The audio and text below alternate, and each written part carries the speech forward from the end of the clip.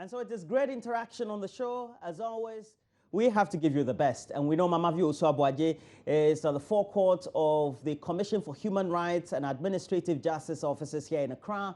And she will be speaking to a human rights lawyer, Francis Xavier Susu, as well as the Commissioner of Shraj, Joseph Whittle. We're speaking many things, not only the subject of rights, but also how Shraj works and making sure that they are in charge of how the rights, fundamental human rights of people are protected. We know that Francis Xavier Susu, the human rights lawyer, has been on many cases across the country and making sure that those who have not been served right by the justice system really are giving some relief.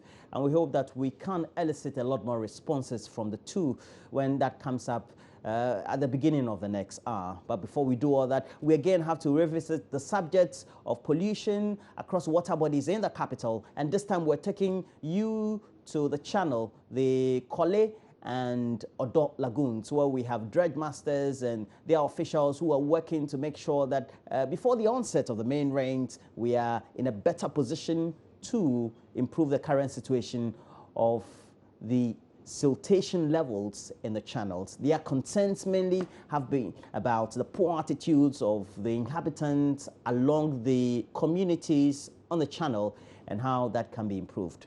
Please do take a watch. After that, we have Mamavi Odaw and the rest of the team with great interviews from the Commission for Human Rights and Administrative Justice. We expect the rains to set in.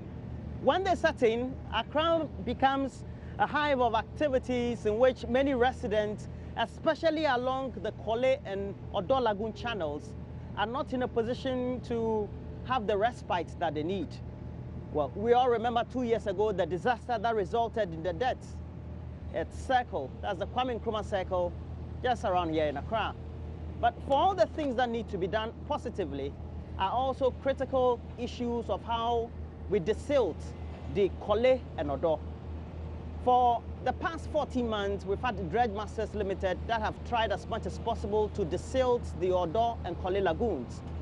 The question is, are they doing enough to make sure that the channel is cleared? So when at the onset of the rains, we're in a position to say we're clear enough that when it rains in Accra, there won't be consistent flooding. But there are ongoing challenges that have been faced by the construction company as well as the dredging company that is doing all this. We have the nuisance of people who live along the channels that constantly tend to silt the channels with a lot more waste. I can tell you that when the dredging was being undertaken, you could even find car chassis or even refrigerator parts or human body parts all in the Korle and Odaw lagoons. What does it mean? What can be done? We finished with that section, but we need to go back there to ensure that it's reclaimed, redredged to take out the silt currently in the drains. But then we also have this challenge of squatters along the drains. I mean along the whole of the channel? Along the whole of the channel. You see a lot of illegal structures. From where to where? Right from Abosokain, Agboguleshi, where you have the locals burning e-waste, trying to take copper and other materials from imported electronic gadgets, creating a lot of fumes, affecting work. You know, visibility is poor there. And then moving upstream towards, right from the Circle, Caprice, a lot of mechanic shops, a lot of makeshift residents where you have people living in. And their means of disposal of rubbish is to throw it directly into the drain, with the thought that the water will wash it downstream and take it into the sea. But then that is not the case. As we have siltation ongoing, we added to the waste that is building up as a result of the human activity along the drain. You have the waste on the top still building up and then choking some of these critical passageways where the water is to come through and flow out easily. In that way, we reduce the water carrying capacity of the drains. And then we have this, as a result of rainfall, heavy rainfalls, you have water flooding the area. But what can we attribute, having had the experience of dredging over the last 14 months, yes, are the causes for the floods that we tend to witness? Is it only because there's siltation in the Odaw and Kole lagoons? Exactly. You know, with every drain and water body, from time to time, by nature, you have silt building up. And there's an ideal depth which we need to dredge because it was designed to accommodate a certain volume of water per the survey done. Annual rainfall patterns taken, visibility studies, they were all taken into consideration when designing these drains in order to ensure that the water that comes in, it's able to contain it. So when you don't maintain, ensure that these drains and channels are maintained and cleaned regularly, you have the reduction of the capacity of the drain to carry the volume of water that is coming in. As a result of that, added to the fact that you have the nuisance of the waste choking some of these passageways, you have that backlogging and overflowing of the drains. I see. Tell us some of the, perhaps the waste or the receptacles you saw when you were doing the dredging. I mean, plastic is a general nuisance, as you can all see, but then as you're dredging, you come across car parts, motorcycles, fridges. Even we've had a number of dead bodies which we had to retrieve. You know, you have a number of people wanting to commit suicide as a result of that. And we need to properly secure this ban. First of all, move away the inhabitants along the drains, create a buffer zone, secure the passageways along the drains to prevent people from, to prevent general human activity along the drains, so that we reduce this, you know, as a result of that, you have this preventable diseases, which comes as a result of people living along the drains. It's sad that nothing has been done in regards to moving the people along the drains up till now. There needs to be a lot of,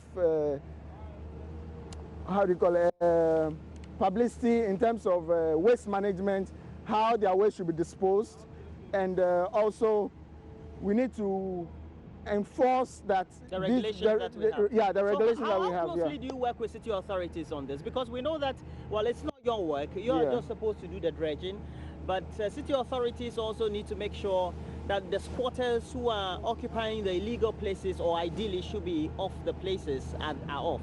We actually are working with them. They know about this ongoing project.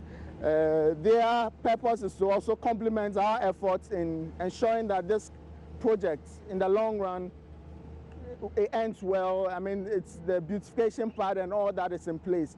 But then they have once, along the line during the project, moved some settlements. They did some evictions? Some evictions, they did that. But then they need to continue to, because you have them coming back to the same places where they were evicted, and we go back to square one. Okay. Waste management hasn't made provision for waste along those drains, so then they don't have any means of disposing their drains along those channels. So what they deem fit is to have the water carry their waste into the sea, so that they don't have any, they don't have to deal with the nuisance of having the waste around them. Not just that, also we have very unhealthy and unfortunate situation of open defecation. Oh, there's open defecation right into the drain? Right, not into the, at the edge and the banks of the drains. We've seen people fall into the drain, lose their life as a result of that.